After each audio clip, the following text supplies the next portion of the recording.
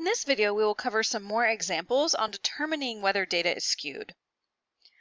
So in this first question, we just kind of want to summarize how the median compares to the mean if the data is left skewed. So this just ensures our comprehension of what left and right skew is. So for me, I always need to visualize a plot of this.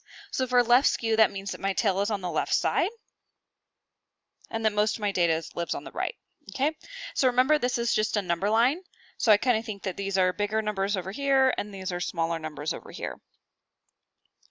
So because I have some numbers that are pretty small, whatever that means, relatively speaking, and we maybe want to think of them kind of like outliers because most of the numbers fall around here.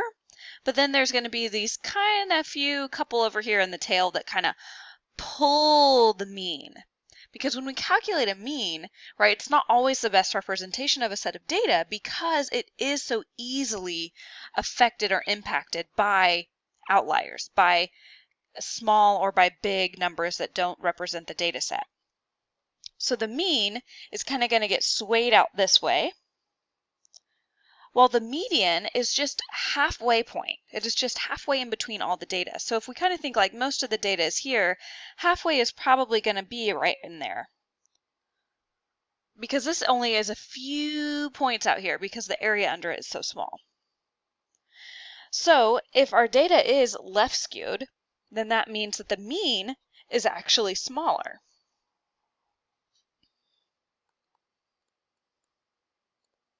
So the mean is smaller than the median.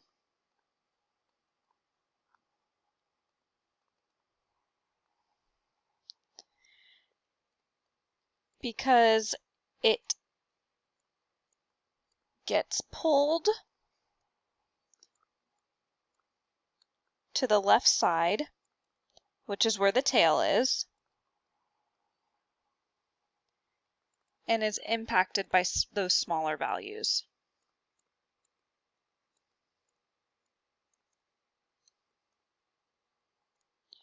Whereas the median is the middle of the data.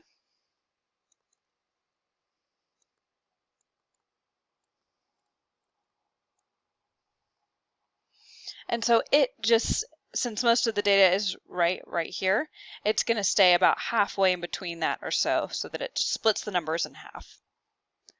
So it stays where the bulk of the data is. And the bulk of the data, or the bulk of the values, is on the right side. So that's why it's larger. All right, let's try the next example.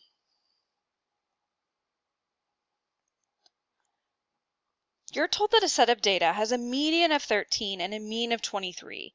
Which of the following is a logical conclusion? Either the data is left skewed, right skewed, or symmetrical.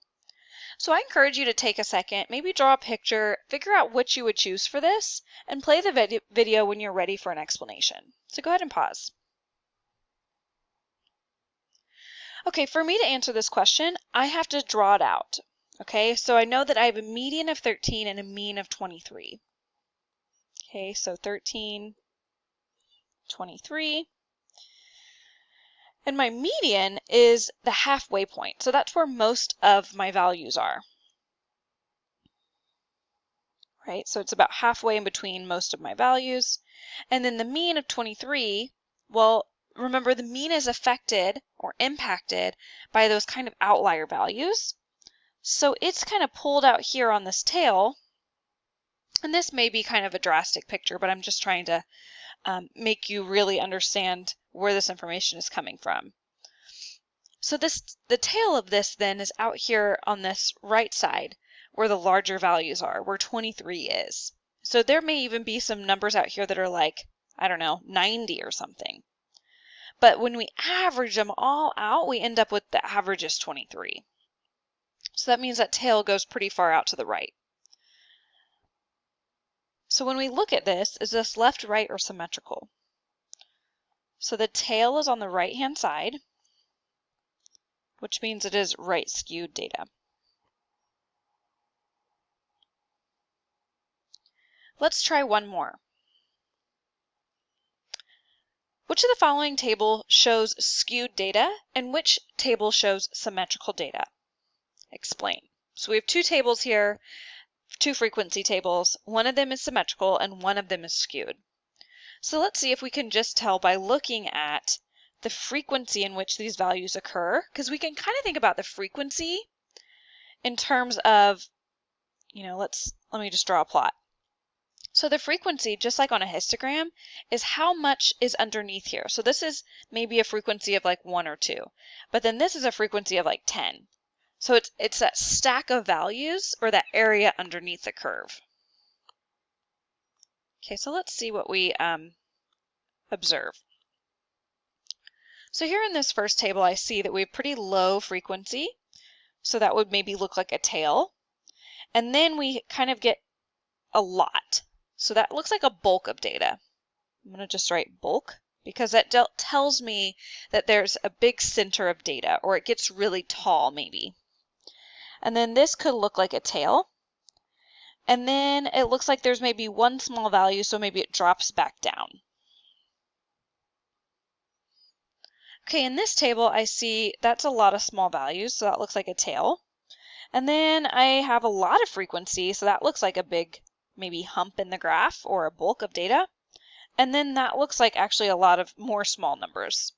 So if I were to draw the second one, I would see tail, a lot of data, tail.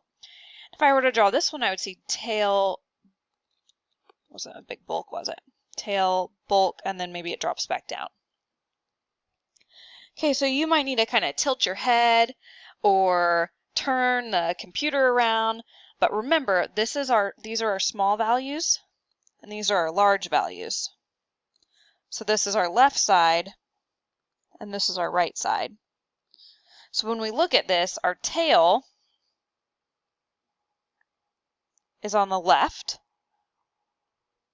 So this would be left skewed. Actually, it didn't even ask us to notify that. It just said which one is skewed, which one is symmetrical. So this one is skewed, and this one is symmetrical. We could figure out that it's a left skewed based on that tail being on the left, but we didn't have to.